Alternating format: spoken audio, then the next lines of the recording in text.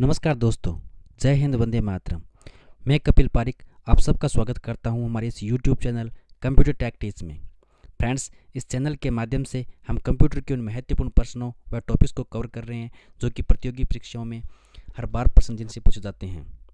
आज हम कवर करने वाले हैं एक ऐसे महत्वपूर्ण टॉपिक कंप्यूटर जनरेशन को, जिसे हर बार प्रतियोगी परीक्षाओं में प्रश्न पूछे जाते हैं।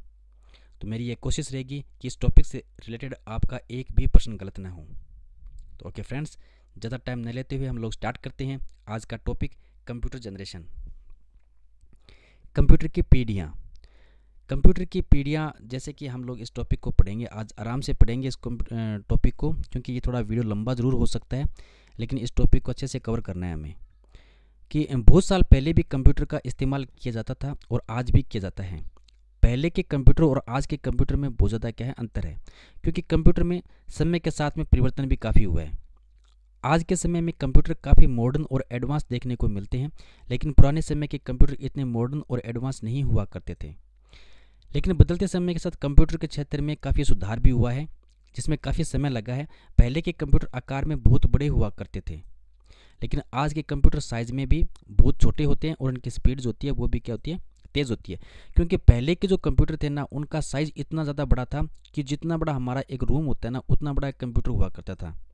और इतना बड़ा कंप्यूटर होने के बावजूद इनकी जो स्पीड थी वो भी बहुत ज़्यादा क्या थी, धीमी थी। जितना ज़्यादा बड़ा कंप्यूटर होगा उसकी स्पीड भी उतनी ज़्यादा क्या होती है, धीमी होती है। इसीलिए इसका जो नया जनरेशन जो कंप्यूटर की आई, धीरे धीरे कंप्यूटर की जनरेशन बढ़ती गई।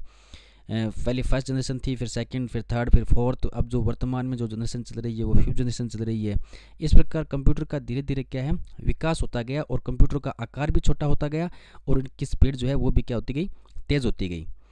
कंप्यूटर की पीढ़ियों के बारे में देखते हैं हम। सरल भाषा में इसे समझें तो वह टाइम पीरियड जिसमें कंप्यूटर की टेक्नोलॉजी का विकास हुआ है, इसी टाइम पीरियड को हम क्या कहते हैं, जनरेशन ऑफ कंप्यूटर कहते हैं। कंप्यूटर की तकनीक को विकसित होने में लगभग 5 पीढ़ियों का वक्त लग गया। इसलिए कंप्यूटर की 5 पीढ़ियाँ होती है जो कि नीचे दी गई है। पहली पीढ़ी के जो कंप्यूटर हैं वो 1940 से 1956 तक आए थे। इनकी जो ये टाइम पीरियड है ना फ्रेंड्स, ये टाइम पीरियड बहुत ज़्यादा इंपॉर्टेंट है। ये थोड़ा ध्यान से देख लेना आप लोग, क्योंकि इनसे क्वेश्चन पूछते हैं कि पहली पीढ़ी के जो कंप्यूटर थे उनका टाइम पीरियड क्या था। सेकंड जो पीढ़ी थी उनमें क्या था, 1956 से लेकर के 1963 तक इनका टाइम पीरियड था। और तीसरी पीढ़ी के जो कंप्यूटर थे उनका टाइम पीरियड था 1964 से लेकर के 1971 तक। और चौथी पीढ़ी के जो कंप्यूटर थे वो थे 1971 से लेकर 1985 तक। और पांचवी पीढ़ी जो अब वर्तमान में जो पीढ़ी चल रही है वो कौन सी पीढ़ी चल रही है, पांचवी पीढ़ी चल रही है।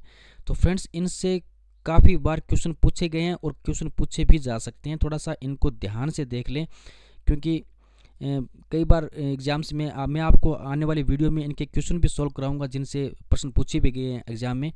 तो इनको ये ध्यान रखना कि पहली पीढ़ी के जो कंप्यूटर, सेकंड पीढ़ी के कंप्यूटर, थर्ड पीढ़ी के कंप्यूटर और चौथी पीढ़ी के जो कंप्यूटर हैं, इनका जो टाइम पीरियड है वो क्या है, थोड़ा सा इनको ध्यान से देख लेना। इसमें आगे है कि पहली पीढ़ी के कंप्यूटर साइज़ में काफ़ी बड़े हुआ करते थे।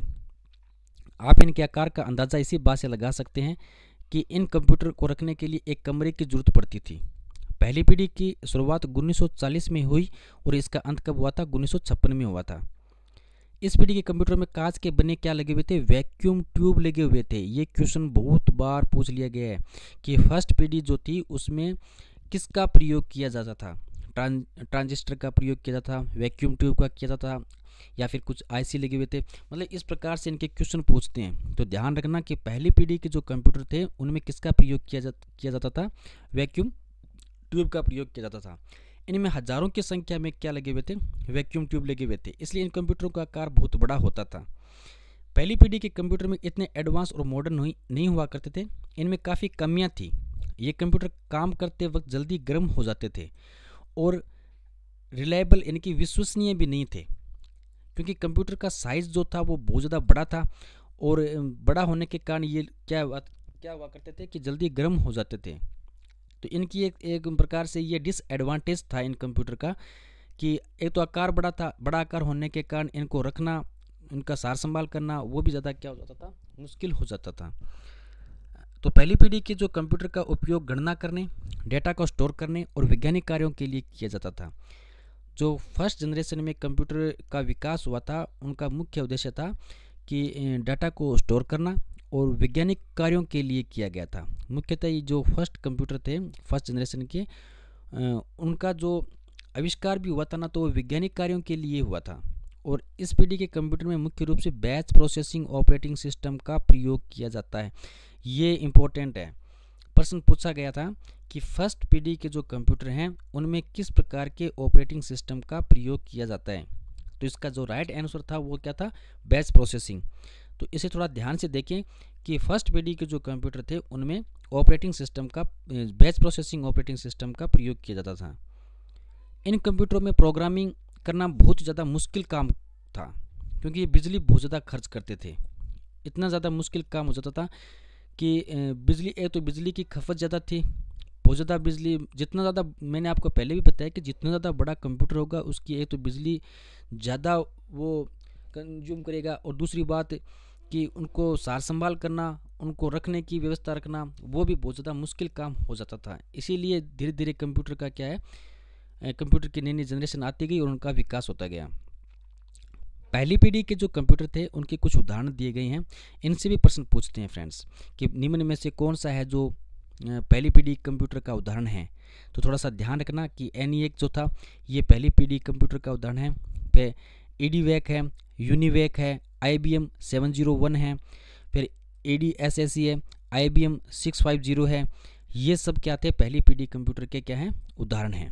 एग्जाम्पल है, इनको थोड़ा सा ध्यान रखें क्योंकि इनसे प्रश्न पूछते हैं। और ये देखो, मैंने एक डायग्राम की एक फोटो के द्वारा आपको समझाने की कोशिश की है कि फर्स्ट पीढ़ी के जो कंप्यूटर थे ना वो देखने में ऐसे हुआ करते थे, क्योंकि इनको ऑपरेट करने के लिए भी एक नहीं दो मतलब ऑपरेटर की आवश्यकता होती थी। एक ऑपरेटर तो इसे आसानी से ऑपरेट भी नहीं कर सकता था, क्योंकि आकार में काफ़ी बड़े होते थे। एडवांटेज देख लेते हैं कि फर्स्ट जनरेशन के जो कंप्यूटर थे उनके एडवांटेज क्या थे। इस पीढ़ी के जो कंप्यूटर थे ना, इनकी डाटा की कैलकुलेशन, गणना बहुत तेज़ी से करते थे। ये मिली सेकेंड में भी कर सकते थे, और उस समय वैक्यूम ट्यूब आसानी से मिल जाया करते थे। ये एक एडवांटेज है फर्स्ट जनरेशन के जो कंप्यूटर थे उसका। ये एडवांटेज है कि जो वैक्यूम ट्यूब होती थी ना वो आसानी से मिल जाया करती थी, और वैक्यूम ट्यूब की टेक्नोलॉजी ज़्यादा महंगी नहीं थी, वैक्यूम ट्यूब आसानी से मिल जाते थे बाज़ार में, क्योंकि इन कंप्यूटरों में साइंटिफिक वैज्ञानिक काम कर सकते थे। साइंटिस्ट जो थे ना वो इसमें काम आसानी से कर सकते थे। और इन कंप्यूटरों में इंफॉर्मेशन और डाटा को स्टोर करने की क्षमता थी। इंफॉर्मेशन और डाटा को ये कंप्यूटर जो है वो आसानी से स्टोर कर सकते थे। ये इनकी एक प्रमुख विशेषता थी। आगे कुछ डिसएडवांटेज देखते हैं। फर्स्ट जनरेशन के जो कंप्यूटर थे उसके डिसएडवांटेज क्या थे।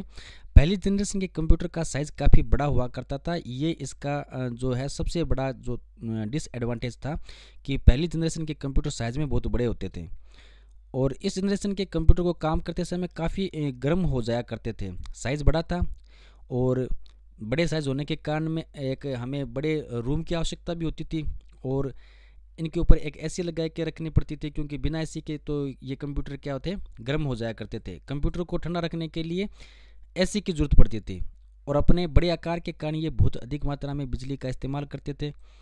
इन कंप्यूटरों को मेंटेन करके रखना काफ़ी ज़्यादा मुश्किल हुआ करता था। ये केवल मशीनी लैंग्वेज का इस्तेमाल करते थे, और इसमें प्रोग्रामिंग करना भी एक कठिन कार्य था, क्योंकि ये जो कंप्यूटर थे ना ये सिर्फ मशीनी लैंग्वेज ही समझते थे। मशीनी लैंग्वेज तो आजकल जो कंप्यूटर थे वो भी समझते हैं, लेकिन पहले जो लैंग्वेज थी ना ये सिर्फ मशीनी लैंग्वेज पे ही कार्य करते थे, दूसरी लैंग्वेज पे कार्य नहीं करते थे। सेकंड जनरेशन के कंप्यूटर देखते हैं कि दूसरी पीढ़ी के कंप्यूटरों की क्या विशेषता थी। कंप्यूटर की दूसरी पीढ़ी की शुरुआत कब हुई थी?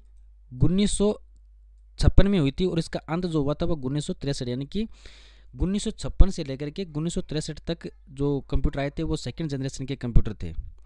दूसरी पीढ़ी के कंप्यूटर में ट्रांजिस्टर का इस्तेमाल किया जाता था। सबसे इम्पोर्टेंट बात है ये कि सेकंड पीढ़ी के जो कंप्यूटर थे उनमें किसका इस्तेमाल किया जाता था? ट्रांजिस्टर का इस्तेमाल किया जाता था। ध्यान रखना फ्रेंड्स, ये क्वेश्चन बहुत ज़्यादा इंपॉर्टेंट है कि दूसरी पीढ़ी के जो कंप्यूटर थे उसमें ट्रांजिस्टर का उपयोग किया जाता था। ट्रांजिस्टर वैक्यूम ट्यूब के मुकाबले काफ़ी छोटे हुआ करते थे, क्योंकि ट्रांजिस्टर का जो साइज़ है वो वैक्यूम ट्यूब की तुलना में छोटा था। ट्रांजिस्टर के कारण कंप्यूटर का साइज़ पहली पीढ़ी के मुकाबले छोटा हो गया। ट्रांजिस्टर के आने के बाद कंप्यूटर के क्षेत्र में काफ़ी ज़्यादा विकास हुआ है। ट्रांजिस्टर वैक्यूम ट्यूब की तुलना में काफ़ी सस्ते भी थे और साइज़ में भी छोटे थे और ज़्यादा रिलायबल भी थे और काफ़ी तेज़ काम करते थे। इस पीढ़ी में असेंबली लैंग्वेज और हाई लेवल लैंग्वेज का इस्तेमाल किया जाता था। ये भी एक इम्पोर्टेंट क्वेश्चन बनता है हमारा यहाँ से कि सेकंड पीढ़ी के जो कंप्यूटर थे वो असेंबली लैंग्वेज और हाई लेवल जो लैंग्वेज थी ना उसमें काम करते थे। प्रश्न हमारा ऐसा बन सकता है कि निम्न में से कौन सी जनरेशन थी जिसमें असेंबली लैंग्वेज और हाई लेवल लैंग्वेज को यूज किया गया था? तो वो सेकंड जनरेशन थी, ध्यान रखना। इस पीढ़ी के कंप्यूटर में बैच प्रोसेसिंग भी थी और मल्टी प्रोग्रामिंग ऑपरेटिंग सिस्टम भी था। तो ये भी इम्पोर्टेंट क्वेश्चन है कि बैच प्रोसेसिंग और मल्टी प्रोग्रामिंग दोनों जो ऑपरेटिंग सिस्टम था ना, ये सेकंड जनरेशन जो थी उसी में आए थे।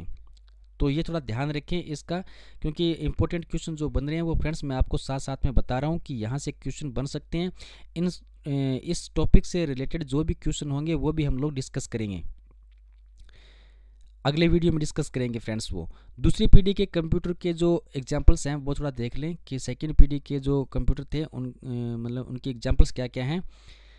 यूनिवैक 1108 ये इसका एग्जांपल है, CDC 1604 और हनीवेल 400 CDC 3600, IBM 7094 ये सेकंड पीढ़ी के कंप्यूटरों के एग्जांपल हैं। और ये ऐसा था देखने में, सेकंड जनरेशन का जो कंप्यूटर था वो देखने में ऐसा था।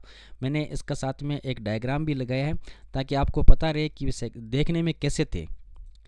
तो फ्रेंड्स यदि आपने अभी तक चैनल को लाइक व सब्सक्राइब नहीं किया है तो चैनल को लाइक व सब्सक्राइब जरूर कर लें साथ साथ में। आगे देखते हैं इसका एडवांटेज। सेकंड पीढ़ी के जो कंप्यूटर हैं उनके एडवांटेज क्या थे। पहली पीढ़ी की तुलना में इस पीढ़ी के कंप्यूटर का साइज़ काफ़ी छोटा था, क्योंकि जैसे जैसे मैंने आपको बताया था कि जनरेशन आगे चलती रही वैसे वैसे कंप्यूटर का जो आकार था वो छोटा होता गया, स्पीड भी तेज़ होती गई थी उसकी। दूसरी पीढ़ी के कंप्यूटर काम करते समय जल्दी गर्म नहीं होते थे। जो फर्स्ट पीढ़ी के कंप्यूटरों की डिसएडवांटेज थे ना उनको दूर करने के लिए सेकंड पीढ़ी के कंप्यूटरों का आविष्कार किया गया था और ये अपने छोटे आकार के कारण कम बिजली खर्च करते थे।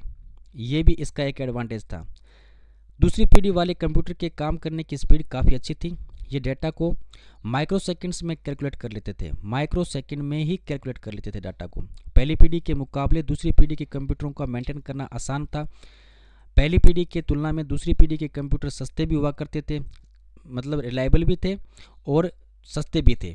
दोनों इनकी विशेषता थी और एक्यूरेंसी जो थी वो भी 100% हुआ करती थी। सेकंड पीढ़ी के जो कंप्यूटर थे उनकी कुछ ये प्रमुख विशेषताएं हैं जिनको आप लोगों को ध्यान में रखना है। आगे कुछ डिसएडवांटेज देखते हैं कि सेकंड जनरेशन के जो कंप्यूटर थे उनके डिसएडवांटेज क्या थे। डिसएडवांटेज में दूसरे जनरेशन के कंप्यूटर जो थे वह कम गर्मी पैदा करते थे और फिर भी इन्हें ठंडा रखने के लिए एसी की ज़रूरत पड़ती थी। दूसरे जनरेशन के कंप्यूटर को लगातार मेंटेन रख रखाव की ज़रूरत पड़ती थी। ये इनके कुछ डिसएडवांटेज हैं और इसका इस्तेमाल केवल कुछ विशेष काम को पूरा करने के लिए ही किया जाता था। पहली पीढ़ी की तरह इस पीढ़ी के कंप्यूटर भी इनपुट के लिए पंच कार्ड का प्रयोग करते थे। किसका प्रयोग करते थे? पंच कार्ड का प्रयोग करते थे। ये ध्यान रखना कि पंच कार्ड का जो प्रयोग किया गया था वो कौन सी पीढ़ी के कंप्यूटरों में किया गया था। पहली पीढ़ी में भी था और इसमें भी था, दोनों में पंच कार्ड का प्रयोग किया गया था, ध्यान रखना इसका। आगे देखते हैं कि कुछ जो थर्ड जनरेशन थी उन कंप्यूटरों को देख लेते हैं कि थर्ड जनरेशन के कंप्यूटर कैसे थे, उनकी कुछ विशेषताएं देख लेते हैं क्या थी विशेषताएं। कंप्यूटर की तीसरी पीढ़ी की शुरुआत जो हुई थी वो कब हुई थी? 1964 में हुई थी और इनका जो अंत हुआ था वो हुआ था 1971 में। तीसरी पीढ़ी आने तक कंप्यूटर के क्षेत्र में काफ़ी ज़्यादा विकास हो चुका था। इस पीढ़ी में कंप्यूटर और भी ज़्यादा एडवांस और मॉडर्न हो गए थे। तीसरी पीढ़ी में कंप्यूटर के अंदर ट्रांजिस्टर की जगह आईसी का इस्तेमाल किया जाता था। किसका किया जाता था? आईसी का। आईसी की फुल फॉर्म भी ध्यान रखें, इंटीग्रेटेड सर्किट होता है। और प्रश्न ये पूछा भी गया है कि आईसी का जो प्रयोग किया गया था वो कब किया गया था? थर्ड जनरेशन में किया गया था। आईसी एक तरह की चिप है जो कि सिलिकॉन से बनी होती है। ये भी इंपॉर्टेंट क्वेश्चन है, ये भी पूछा गया है कि आईसी की तरह जो चिप है उसको जो मतलब सिलिकॉन का प्रयोग है ना वो किसके लिए किया जाता है? सिलिकॉन का जो प्रयोग किया जाता है वो आईसी के लिए किया जाता है, इसलिए इसको सिलिकॉन चिप भी कहा जाता है। तीसरी पीढ़ी के कंप्यूटर काफ़ी ज़्यादा रिलायबल थे और तीसरी पीढ़ी के कंप्यूटर की काम करने की जो स्पीड है वह पिछले दोनों पीढ़ियों में कंप्यूटर से क्या थी, बेहतर थी। क्योंकि दोनों जो जनरेशन थी, फर्स्ट जनरेशन और सेकंड जनरेशन, इन जनरेशन में जो कमियां थी उनको दूर करने के लिए थर्ड जनरेशन आई थी और थर्ड जनरेशन में उनको क्या है, दूर कर लिया गया था उन कमियों को। आईसी आने के कारण कंप्यूटर का साइज़ जो था वो काफ़ी छोटा हो गया था, क्योंकि इसकी साइज़ जो होती है ना वो काफ़ी छोटी होती है आईसी की। इसके साथ साथ मेमोरी की क्षमता भी काफ़ी ज़्यादा बढ़ गई थी। इस पीढ़ी में टाइम शेयरिंग और मल्टी प्रोग्रामिंग ऑपरेटिंग सिस्टम का उपयोग किया जाता था। इस पीढ़ी में हाई लेवल लैंग्वेज जैसे कि कोबाल, पास्कल आदि का यूज किया जाता था। इम्पोर्टेंट है कि इस पीढ़ी में टाइम शेयरिंग और मल्टी प्रोग्रामिंग ऑपरेटिंग सिस्टम का प्रयोग किया जाता था। क्वेश्चन पूछा जा सकता है कि टाइम शेयरिंग और मल्टी प्रोग्रामिंग जो ऑपरेटिंग सिस्टम है उसका उपयोग जो किया गया था वो कौन सी जनरेशन में किया गया था? थर्ड जनरेशन में किया गया था। इस पीढ़ी में हाई लेवल लैंग्वेज जैसे कि कोबाल, पास्कल इनका यूज किया गया था। कि प्रश्न ये भी पूछा जा सकता है हमसे कि कोबाल, पास्कल ये जो लैंग्वेज थी इनका जो यूज किया गया था वो कौन सी जनरेशन में किया गया था? कौन सी जनरेशन में किया गया था? थर्ड जनरेशन में किया गया था। तीसरी पीढ़ी के जो कंप्यूटर हैं उनके कुछ एग्जाम्पल्स देख लेते हैं कि एग्जाम्पल क्या क्या हैं। पहला है कि IBM 370 और PDP-11, UNIVAC 1108, Honeywell 6000, DEC series और ICL 2900। ये क्या है? ये थर्ड जनरेशन के जो कंप्यूटर हैं उनके एग्जाम्पल है। और देखने में जो था वो थर्ड जनरेशन का जो कंप्यूटर था वो ऐसा था। मैंने डायग्राम दिए है साथ में, इनको आप लोग देख सकते हैं आराम से कि थर्ड जनरेशन का जो कंप्यूटर था ना वो इस टाइप का था। शायद आप लोगों ने तो नहीं देखा होगा। यदि किसी ने थर्ड जनरेशन का कंप्यूटर देखा है तो वो कमेंट जरूर करें और बताएं कि हम लोगों ने थर्ड जनरेशन का कंप्यूटर देखा है। ओके फ्रेंड्स, आगे देखते हैं। इसके कुछ एडवांटेज देख लेते हैं कि थर्ड जो पीढ़ी थी उस कंप्यूटर के एडवांटेज क्या थे। तीसरी पीढ़ी के जो कंप्यूटर थे ना उनका आकार पिछले दोनों पीढ़ियों के कंप्यूटर के मुकाबले क्या था? छोटा था, क्योंकि उनकी कमियों को दूर किया गया था। साइज़ बड़ा था, साइज़ काफ़ी छोटा कर दिया गया था थर्ड जनरेशन में। इस पीढ़ी के कंप्यूटर का काम करते समय बहुत कम बिजली खर्च करते थे। पिछले दोनों जनरेशन की तुलना में थर्ड जनरेशन के कंप्यूटर काफ़ी कम गर्मी पैदा करते थे और इसमें डाटा को कैलकुलेट करने की स्पीड जो थी वो भी काफ़ी अच्छी थी। इस कंप्यूटर को मेंटेन करना भी काफ़ी क्या था? आसान था। पिछले दोनों जनरेशन की तुलना में तीसरे जनरेशन के कंप्यूटर की स्टोरेज जो क्षमता थी वो भी काफ़ी ज़्यादा हो गई थी। ये कंप्यूटर हाई लेवल जो लैंग्वेज थी ना उसको सपोर्ट कर सकते थे आराम से। इनमें प्रोग्रामिंग करना आसान था, क्योंकि पहले के जो कंप्यूटर थे उनमें प्रोग्रामिंग नहीं हो सकती थी। क्योंकि हमने देखा था कि फर्स्ट जनरेशन के जो कंप्यूटर थे उनमें सिर्फ वो मशीनी प्रोग्रामिंग जो थी वो ही कर सकता था। इसके अलावा और कोई प्रोग्रामिंग नहीं की जा सकती थी उनमें। फिर उसके कमी को दूर करने के लिए सेकंड जनरेशन के कंप्यूटर को लेके आए, फिर थर्ड जनरेशन का आविष्कार हुआ। तो इस प्रकार से जो धीरे धीरे कंप्यूटर के आकार भी छोटा किया गया, उनकी स्पीड को भी बढ़ा दिया गया और इस प्रकार कंप्यूटर में कुछ अलग अलग प्रकार की लैंग्वेज का आविष्कार कर लिया गया, जिससे कंप्यूटर में काम करने की जो क्षमता थी वो भी ज़्यादा बढ़ गई और उनकी स्टोरेज क्षमता को भी धीरे धीरे बढ़ा दिया गया था। थर्ड जनरेशन के जो कंप्यूटर थे ना उसके कुछ डिसएडवांटेज देखते हैं कि इसके क्या डिसएडवांटेज थे। तीसरी पीढ़ी के जो कंप्यूटर थे इनमें कम गर्मी पैदा करते थे, परंतु फिर भी इनको ठंडा करने के लिए एसी की आवश्यकता होती थी। आईसी को चिप बनाने में काफ़ी मुश्किलों का सामना करना पड़ता था। आईसी चिप को बनाने में काफ़ी मुश्किलें आती थी कि आईसी चिप जो थे वो आसानी से नहीं बनती थी। इस पीढ़ी के कंप्यूटर काफ़ी महंगे होते थे। उस ज़माने में आईसी चिप को रिपेयर करना काफ़ी मुश्किल हुआ करता था। आईसी चिप के साथ काम करने के लिए स्पेशल जो वर्कर्स थे, विशेष कार्यकर्ता, उनकी आवश्यकता पड़ती थी, क्योंकि हर किसी को चिप का नॉलेज नहीं था। तो चिप का नॉलेज जो जानते थे वो बहुत कम जानते थे और जो विशेष जो कार्यकर्ता थे उनकी बहुत ज़्यादा आवश्यकता पड़ती थी इसके अंदर। ये कुछ इनके थर्ड जनरेशन के जो कंप्यूटर हैं उनके डिसएडवांटेज हैं। अब हम देखते हैं फोर्थ जनरेशन कंप्यूटर को। चौथी पीढ़ी के जो कंप्यूटर थे वो कैसे थे देखने में। कंप्यूटर के चौथी पीढ़ी की शुरुआत जो हुई थी वो हुई थी 1970 में हुई थी और इसका अंत जो हुआ था वो कब हुआ था, 1985 में हुआ था।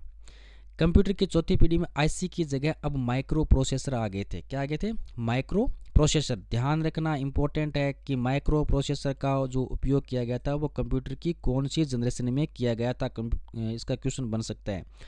माइक्रो प्रोसेसर में बहुत सारे एलएसआई सर्किट होते हैं। क्या होते हैं? एलएसआई सर्किट होते हैं। चौथी पीढ़ी आने के बाद कंप्यूटर और भी ज़्यादा आधुनिक हो गए। इस पीढ़ी के आते ही कंप्यूटर के काम करने की क्षमता और स्पीड दोनों ही बहुत ज़्यादा बढ़ गई थी। इस जनरेशन में कंप्यूटर के छोटे साइज़ में ही काफ़ी ज़्यादा फीचर्स उपलब्ध करवा दिए गए, यानी कह सकते हैं कि इसका साइज़ काफ़ी छोटा हो गया और साथ साथ कंप्यूटर के सारे फीचर्स भी इसमें इंस्टॉल कर दिए गए थे। फोर्थ जनरेशन के कंप्यूटर तो हम लोगों ने ज़रूर देखे हैं, ज़्यादा नहीं तो देखो, सेकंड नहीं देखे होंगे, थर्ड नहीं देखे होंगे, लेकिन फोर्थ जनरेशन के जो कंप्यूटर हैं वो सब लोगों ने आराम से देखे हैं कि इनकी स्पीड जो थी वो काफ़ी कम थी, इतनी ज़्यादा भी कम नहीं थी, लेकिन फर्स्ट सेकंड और थर्ड की तुलना में स्पीड जो थी वो बहुत ज़्यादा तेज़ थी। चौथी पीढ़ी के कंप्यूटर के कुछ उदाहरण देखिए। एक तो ये देखिए माई सीरियल, ये एक फर्स्ट ये जो चौथी पीढ़ी का कंप्यूटर का उदाहरण है। IBM 5100 है और एक एल्टेयर ये 880। ये देखो, ये कंप्यूटर आप सब लोगों ने देखा है। इस टाइप का जो कंप्यूटर था वो ज़रूर देखा है आप लोगों ने। ब्लैक एंड वाइट हुआ करते थे। ये एक इनका जो है डिसएडवांटेज था, क्योंकि अब जो पीढ़ी आ गई है कंप्यूटरों की, उस टाइम तो क्या थे, ब्लैक एंड वाइट कंप्यूटर थे, लेकिन अब तो कलर कंप्यूटर आ गए हैं। आगे देखते हैं इसमें कि इसके एडवांटेज देख लेते हैं कि चौथी पीढ़ी के कंप्यूटर थे उनके एडवांटेज क्या हैं। चौथी पीढ़ी के कंप्यूटर की स्पीड पिछले सभी पीढ़ियों के कंप्यूटरों की तुलना में काफ़ी अच्छी थी। इस पीढ़ी के कंप्यूटर साइज में काफ़ी छोटे भी थे और इन कंप्यूटरों को मेंटेन करने की ज़रूरत नहीं पड़ती थी। ये कंप्यूटर सस्ते थे और आसानी से उपलब्ध भी हो जाते थे। इन कंप्यूटरों को बहुत कम एसी की ज़रूरत पड़ती है, क्योंकि ये बहुत कम गर्मी पैदा करते हैं। इस पीढ़ी के कंप्यूटर बहुत ज़्यादा रिलायबल भी हैं और हाई लेवल लैंग्वेज को सपोर्ट करते हैं। ये इनकी कुछ क्या है, प्रमुख लाभ यानी कि एडवांटेज है इनके इस चौथी पीढ़ी के कंप्यूटरों के। आगे इसके कुछ हम देख लेते हैं कि डिसएडवांटेज भी है, क्योंकि हर पीढ़ी के कंप्यूटरों के साथ में डिसएडवांटेज जरूर थे। इस जनरेशन में माइक्रो प्रोसेसर का इस्तेमाल किया जाता है, लेकिन माइक्रो प्रोसेसर को बनाना मुश्किल काम है। क्या है, किसका प्रयोग किया जाता है इस जनरेशन में? माइक्रो प्रोसेसर का इस्तेमाल किया जाता है, जिसे बनाना क्या है, बहुत ज़्यादा मुश्किल काम था। और माइक्रो प्रोसेसर को बनाने के लिए बहुत एडवांस टेक्नोलॉजी की जरूरत पड़ती है। ये इसके क्या है, कुछ डिसएडवांटेज थे फोर्थ जनरेशन के, जिन्हें आगे फिफ्थ जनरेशन में पूरा कर लिया गया था। पांचवीं पीढ़ी के कंप्यूटर। पांचवीं पीढ़ी के कंप्यूटर अभी तक सभी पीढ़ियों के बेहतर और आधुनिक हैं। आप इस बात का अंदाज़ा इस चीज़ से लगा सकते हैं कि ये कंप्यूटर बिल्कुल इंसानों की तरह ही व्यवहार करते हैं। पांचवीं पीढ़ी में AI तकनीक का इस्तेमाल कर लिया गया है। किसका? AI का, जो कि आर्टिफिशियल इंटेलिजेंस है ना, उसका इस्तेमाल फिफ्थ जनरेशन में कर लिया गया है। वर्तमान समय में कंप्यूटर की पांचवीं पीढ़ी चल रही है और यह कंप्यूटर की आखिरी पीढ़ी होगी। इस पीढ़ी में हाई लेवल लैंग्वेज जैसे कि C है, C++ है, जावा है, .NET है, इन सब का प्रयोग किया जाता है। हम जिस जनरेशन में अभी काम कर रहे हैं वो फिफ्थ जनरेशन चल रही है, और फिफ्थ जनरेशन के जो कंप्यूटर थे, जितने भी पहले जो जनरेशन आई थी, उन सब की कमियों को पूरा कर लिया गया था। और अब ऐसा माना जाता है कि ये कंप्यूटर की क्या होगी, अंतिम पीढ़ी होगी। पांचवीं पीढ़ी के कंप्यूटर के कुछ उदाहरण देख लेते हैं कि पांचवीं पीढ़ी के जो कंप्यूटर थे उनके एग्जाम्पल्स क्या क्या हैं। परम सुपर कंप्यूटर, ये पांचवीं पीढ़ी का कंप्यूटर है। लैपटॉप है, डेस्कटॉप है, वर्कस्टेशन है, नोटबुक है। ये सब क्या है, ये सब क्या है, पांचवीं पीढ़ी के कंप्यूटर के एग्जाम्पल्स हैं। अभी जो चल रही है वो पांचवीं पीढ़ी चल रही है, ध्यान रखना फ्रेंड्स इस चीज़ का। आगे कुछ देखते हैं इसके एडवांटेज। इस कंप्यूटर की स्पीड पिछले सभी पीढ़ियों के कंप्यूटर के मुकाबले क्या थी, ज़्यादा थी। स्पीड एक तो हाई हो गई थी और इन कंप्यूटरों को रिपेयरिंग करना भी काफ़ी ज़्यादा आसान हो गया था। पहले के कंप्यूटरों को रिपेयर करने में काफ़ी दिक्कत आती थी, जो इसे पूरा कर लिया गया है। इस कंप्यूटर का साइज़ पिछले सभी पीढ़ियों के मुकाबले बहुत छोटा होता है। अपने छोटे साइज़ के कारण फिफ्थ जनरेशन के कंप्यूटर काफ़ी हल्के भी होते हैं और पाँचवीं पीढ़ी के कंप्यूटर को मेंटेन करके नहीं रखना पड़ता। इनको कहीं भी ले जाया जा सकता है, और जैसे कि हम अपने लैपटॉप को कहीं भी आसानी से लेके जा सकते हैं। और वैसे ही मतलब इनका जो आकार है अब तो और ज़्यादा दिनों दिन छोटा होता चला जा रहा है, और अच्छी अच्छी टेक्नोलॉजी का विकास हम फिफ्थ जनरेशन के अंदर कर रहे हैं। इसके डिसएडवांटेज क्या है कि 5वीं पीढ़ी के कंप्यूटर के कुछ डिसएडवांटेज भी थे, जैसे कि इस कंप्यूटर को यूज़ करने में काफ़ी ज़्यादा समस्याओं का सामना करना पड़ता था। इस कंप्यूटर को यूज़ करने में काफ़ी ज़्यादा समस्याओं का सामना करना पड़ता था। इन कंप्यूटर में एआई का यूज़ किया जाता है, लेकिन अभी तक एआई को पूरी तरह डेवलप नहीं किया गया। लेकिन ऐसा मानना है साइंटिस्ट का कि आने वाले कुछ दिनों में एआई को बहुत अच्छे ढंग से वो डेवलप कर लेंगे। इस जनरेशन के कंप्यूटर को बनाने के लिए कुछ जटिल टूल्स का यूज़ किया जाता है जो कि आसानी से नहीं मिलते।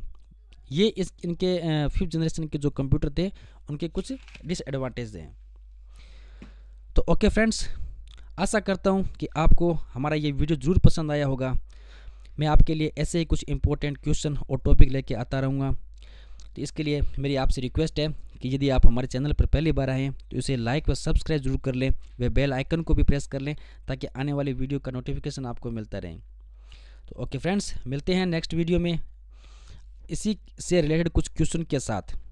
ओके, तब तक जय हिंद, वंदे मातरम।